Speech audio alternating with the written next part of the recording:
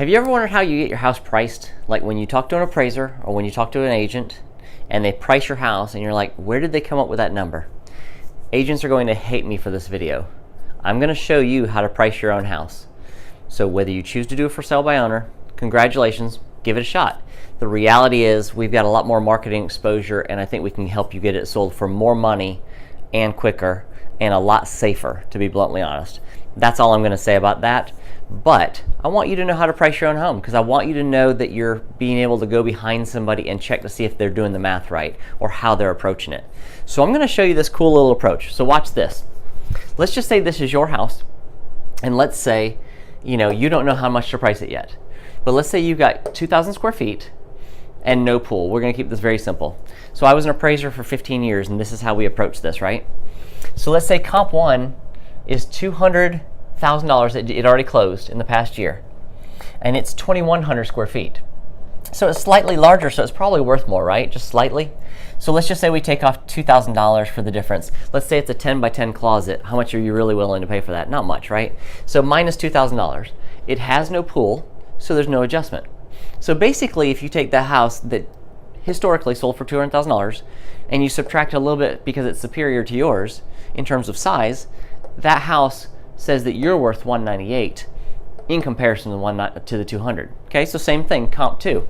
This one also sold in the subdivision, sold for $220. So you're looking at this going, well, I think we're worth somewhere between $200 and $220. Well, this is the problem most people go for, well, we need to go to the $220. So then you sit out there and you sit out there and you sit out there and nobody looks at your house and they're like, I don't get it. Why? The neighbor sold for $220. Why aren't we selling for $220? And here's why. Because they were 1,900 square feet, which is inferior to you. So you're going to actually add $2,000, for example, based on the same kind of a math. So we're going to add $2,000. But they had a pool and you didn't. So we're subtracting $20,000, which is about 10% of the cost, give or take. So $20,000. So when you take 220 plus 2, that's 222, minus 20, you end up with an adjusted sales price of 202. So what you're saying here is that house sold at 220, you're worth 202 in comparison. So here's what the appraiser looks at. You're probably worth between 198 and 202, give or take.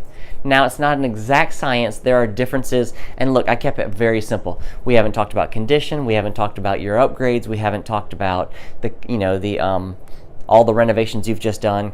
We haven't talked about a detached garage and so there's 1,000 factors, but that's why when I come meet with you, this is what we go over.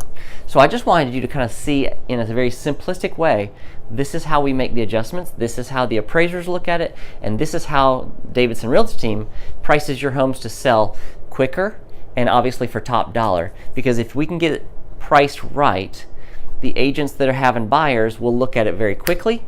They'll make a reaction to it. You end up with multiple offers, and this is how we end up successful selling your listing very quickly. So if you have any more questions about that, shoot me a note. I'd be happy to help you with that. Until then, hope you have a great day.